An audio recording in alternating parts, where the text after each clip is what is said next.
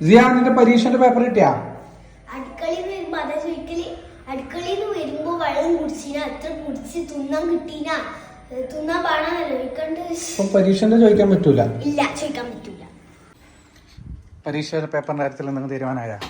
ബെഡ്റൂമിൽ നിന്ന് ഇറങ്ങി വന്ന് ഇതാണ് ചോദിക്കല്. ബെഡ്റൂമിൽ നിന്ന് ഇറങ്ങി വന്ന് ഉറക്കം കിട്ടീന, ഉറങ്ങിനല്ലേ ചോദിക്കല്. വഴി മാറി, എന്റെ വഴി എന്റെ അവകാശം.